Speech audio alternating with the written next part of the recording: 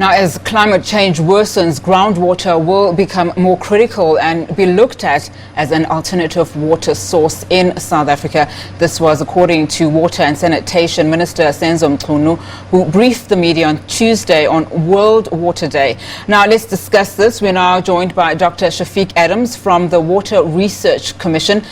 Doctor, thank you so much for your time, Dr Adams, on the program. Good afternoon, Unati and the viewers. Now, thank you for having me.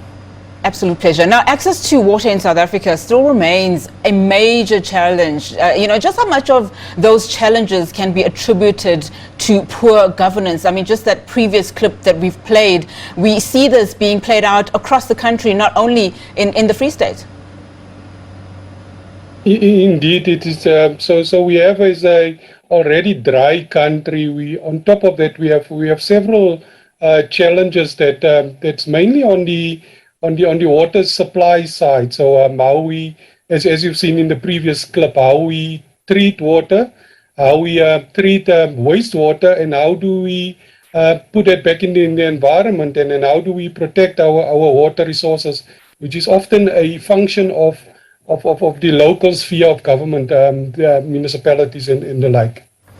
Where do you think it's going wrong? Is it in a case of unskilled leaders who are coming in, a case of corruption, a case of failing infrastructure that we hear about day in and day out in the country? Where could we possibly make sure that those gaps are closed and start seeing coordination from those municipalities that are winning and those that aren't? Yeah, so it's usually a mixed bag of problems, and one needs to be fairly specific at any particular site which issue dominates. But it's usually a mixed bag. And then part of this is the access to the right type of skill. For example, this week is Water Week, and it focuses on groundwater. And of the 100 and so municipalities that rely predominantly on groundwater, I can't even count on one of my hands how many of them employ skilled personnel to manage those systems. So it's a good indication of where some of our issues are. Now, there is, as you say, a number of research and knowledge of groundwater. How do you translate that, though, that research into policy? Yeah, so what we constantly do, so we look at different aspects of it. So we look at the supply. How do we find more? How do we put more groundwater into the system? But also, how do we service communities in terms of groundwater infrastructure, etc. So we look at slightly a bit ahead in terms of what can be used. And as you've heard, the minister said this week, we will improve on getting more groundwater into our water mix.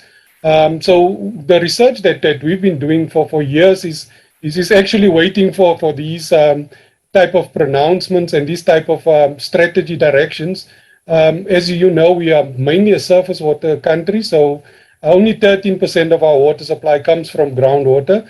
And you open with a line, for example, around climate change. So we've been for almost 50 years working on how do we bank excess water that's on the surface as runoff into the subsurface. So using our aquifers as dams, because we can't build any more dams in this country. We are almost at our capacity. But also what subsurface storage does, it switches off the water from evaporation. So that is a huge issue in especially a warm, dry country like ours. So these are the type of things that goes from research into policy into implementation. Now, you mentioned climate change. Just talk to us a little bit more and expand that thought. Exactly what role climate change then plays in all of this? Yeah, so we know already for 50 years that the climate has been changing. It's getting worse. And then previously we could predict more or less that a wet season will follow a dry season, and so we could, with our storage systems, could get away with it. But City of Cape Town or the Western Cape has been a good example. When you have 3 seasons of below normal rainfall, and then you're in trouble, because we certainly do not have enough storage, water in storage to last us through these dry periods. And we know towards the end of the century, 90% of Southern Africa is going to be very dry. So we need to constantly improve on how we manage our scarce resources. And some people would, for example, say, oh, but it's rained so much over the last couple of years. But the problem is, it might be the same amount of rainfall, but often the intensity and instead of having a 3-month rainfall window, it compressed into often weeks. And that's why we see some of these flash flooding, and you lose a lot of that water that does not report to our storage systems. So more rain does not equal more water security in some instances. Now, Dr. Adams, looking at where South Africa is, would you say we are on track somewhat to achieve the Sustainable Development Goal, which calls for provision, to equitable access to safe and affordable drinking water for all? I mean, does the reality paint a picture that is currently different from what we are seeing? Yeah, so it's a different, difficult question, because we're also dealing with a moving target. So if you just think about how urbanization is tracking, if you just look around, if you see how land occupation is almost out of control in some areas, and these people need services. So even if you have the best plans, it's gonna be a challenge. It's not impossible. I think we can get there, but every institution and every sphere of government needs to bring its part, because as we've seen previously, it's no use we put in more infrastructure, but we not maintain and we do not operate them efficiently, because in some cases, what we see, for example, then bring it back to groundwater, we often have a operate to fail management thing, because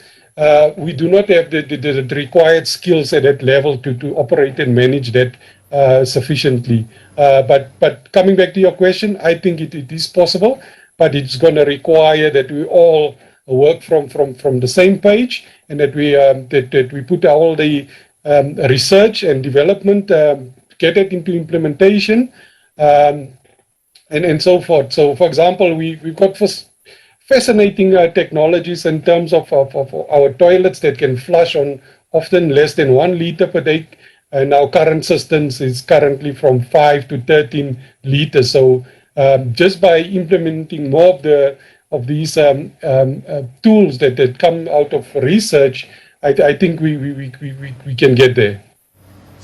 All right, just on a practical level, because I do understand, some of the initiatives that are trying to drive change in South Africa in the future. How do we, on a practical level, drive the save water message when every day, you see large quantities of water being wasted due to burst pipes, as an example? Yeah, so we indeed have an aging infrastructure. So and this is how we often measure it. We call it non-revenue water, which has a component that has been billed and not getting paid in simplistic term, but also water losses through leakages. So I think one needs to start tackling some of these issues. And of course, the problem with water, it's not the same. So often when we speak to the media or we try and express ourselves, we have a general view. But in some cases it might be 5%, and in other cases it might be 60%. So one just needs to look at where one focus those energies and look at those priority areas. And we have a lot of them that we need to tackle. Dr. Adams, thank you so much for your time this afternoon. A real pleasure to have you on the show. Okay. Thanks, Anati. Dr. Shafick Adams from the Water Research Commission. All right, we take a quick break. I'll be back with more of your news after this.